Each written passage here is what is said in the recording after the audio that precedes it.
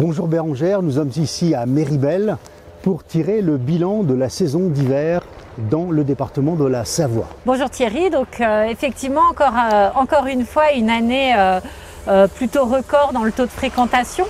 On a bénéficié d'un bon enneigement et d'une affluence de nos touristes dans nos stations de montagne pour venir skier. On se rend compte que sur certaines semaines on est rempli, donc on a pu l'évoquer, mais les vacances de Noël et du jour de l'an ont été vraiment un taux record de fréquentation avec une vraie volonté de pouvoir venir au ski. Ce qu'on constate aussi aujourd'hui, c'est le mois de janvier qui attire de plus en plus la clientèle individuelle. Avant, c'était plutôt le mois des groupes. Aujourd'hui, on a de plus en plus de monde qui viennent de façon individuelle. Il y a deux raisons marquées à ça. Donc l'enneigement qui est favorable au mois de janvier, ça c'est clair, puisque c'est là où on a les grosses chutes de neige, et aussi les prix qui sont plus attractifs que sur la période d'hiver. Donc on voit bien qu'on a un déplacement effectivement de notre clientèle du mois de mars au mois de janvier, de nos touristes sur cette période-là.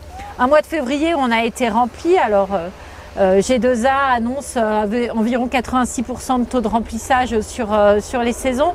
On va voir que ça va dépendre d'une station à l'autre, mais globalement c'est la moyenne qu'on va tirer, et on va avoir évidemment, on attend encore beaucoup de ces vacances de printemps. Le mois de mars a été en demi-teinte comme souvent, c'est-à-dire qu'on a une fréquentation qui est moindre. C'est le report que l'on voit principalement sur le mois de janvier. Mais les premières semaines des vacances de printemps sont plutôt très positives, puisqu'on a un remplissage bien meilleur que l'année précédente à la même époque. Ça nous laisse présager, avec les chutes de neige qu'on a eues ces derniers jours, ça nous laisse présager effectivement des réservations de dernière minute plus importantes. Alors est-ce que ce bon enneigement a été favorable aux stations de charme ? Cette année, le bon enneigement, oui, a été favorable aux stations de charme. Il y a des stations qui ont vu qui ont pu ouvrir sur des périodes plus longues, puisque effectivement, elles ont eu de la neige.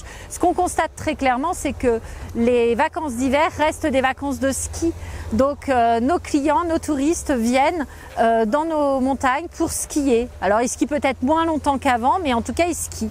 Et donc effectivement, le fait qu'il y ait un bon enneigement dans cette année a permis aux stations de charme d'ouvrir et de pouvoir favoriser du retour à ski dans leurs appartements ou leurs chalets. On prépare justement le changement climatique, que ce soit en haute montagne ou en moyenne montagne, on s'adapte et on propose différentes activités. Oui, alors effectivement, les stations, principalement les stations Grand Domaine, mais les stations de charme aussi, proposent une palette d'activités qui permettent de compléter le tout ski. Donc on a souvent des grands centres aquatiques dans les stations qui permettent d'apporter ça, des randos raquettes, du ski en traîneau, enfin tout un tas d'activités, de la promenade qui permet de compléter pour l'hiver l'activité ski. Quelle a été la clientèle cet hiver? On a perdu, j'imagine, les pays de l'Est, mais peut-être a-t-on gagné d'autres contrées, les États-Unis, le Canada et toujours les clients européens?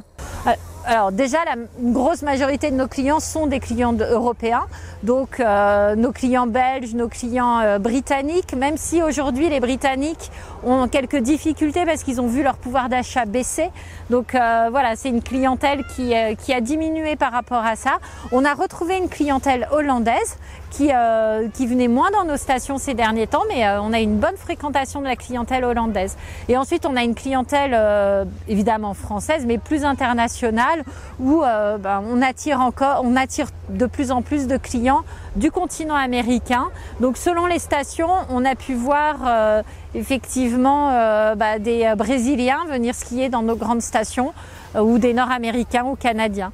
On a pu aussi constater une clientèle espagnole du sud de l'Europe qui vient sur certaines périodes profiter de la neige. En général, ils vont plutôt skier dans les Pyrénées, mais on voit bien que sur certaines périodes, et notamment au mois de décembre, ils aiment bien venir dans nos stations. Alors on va parler un peu plus technique maintenant, technique immobilier avec l'impact de la loi Le Meur en Savoie. Est-ce qu'on ressent déjà les effets de cette mesure qui a été prise récemment? Alors la loi Le Meur, il y a deux principales mesures et on va les regarder différemment. Il y a la première mesure qui est effectivement une homogénéisation de la défiscalisation avec une baisse de l'avantage fiscal. Donc ça questionne nos clients acquéreurs. Maintenant, comme tout le monde est logé à la même enseigne, bon, ils s'adaptent, hein. Ça n'empêche que ça reste un investissement plaisir. Et donc, le fait de louer l'appartement ou leur chalet, c'est un complément de revenus, notamment pour payer les charges, plus que pour financer 100% du logement. Donc ils ont moins d'avantages, mais malgré tout, ça reste voilà. Et le deuxième point qui va être l'obligation de la rénovation énergétique, ça questionne beaucoup dans les stations, puisque évidemment on voit bien qu'on a une grande majorité de logements qui sont G. Maintenant, ça va questionner sur les prix de revente, mais c'est vrai que pour tous les appartements qui sont d'ores et déjà, ou pour tous les chalets qui sont d'ores et déjà déclarés meublés touristiques, on a 10 ans pour pouvoir faire la rénovation, donc on a jusqu'en 2034. Donc globalement, c'est une échéance qui est plus lointaine. Donc il y a des questions qui se posent. On voit bien que assez facilement, en changeant ses menuiseries extérieures et en changeant son matériel de chauffage, on améliore la performance du logement, et ce qui peut redonner une bouffée d'oxygène. Voilà. Mais en tout cas, ça questionne. Pour l'instant, les copropriétés ne se sont pas encore complètement saisies du sujet, mais nos propriétaires sont conscients qu'ils vont devoir apporter de la rénovation dans leur logement. Est-ce qu'on est préoccupé également ici en Savoie par les lits froids, ce qu'on appelle les lits froids, les résidences secondaires et des décisions qui pourraient être prises dans les mairies? Alors oui, on est évidemment directement concerné. On a de plus en plus de mal à loger nos salariés ou nos saisonniers dans les stations, et donc ils vont de plus en plus se loger dans les vallées parce que premièrement, il y a très peu de biens à la location ou à l'achat pour y vivre, et deuxièmement, de toute façon, les prix sont prohibitifs. Donc oui, effectivement, c'est une réalité. Il y a certains élus qui commencent d'ores et déjà, avec cette évolution de la loi, à se réfléchir à mettre en place des servitudes de résidence principale.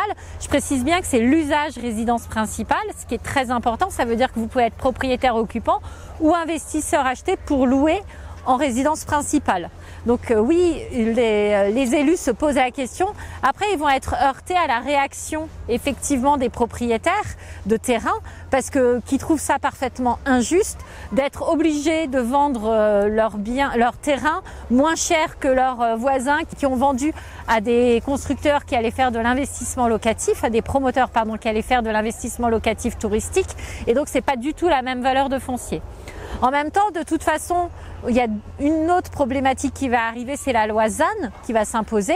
Donc on va se retrouver de toute façon dans une situation où, si dans un secteur donné, les propriétaires de terrain décident de ne pas vendre leur terrain pour faire de la résidence principale, le maire aura possibilité de geler cette zone à la construction pour en ouvrir une autre qui permettra effectivement de pouvoir faire de la résidence principale et qui répondra aussi à leurs obligations de la loi ZAN.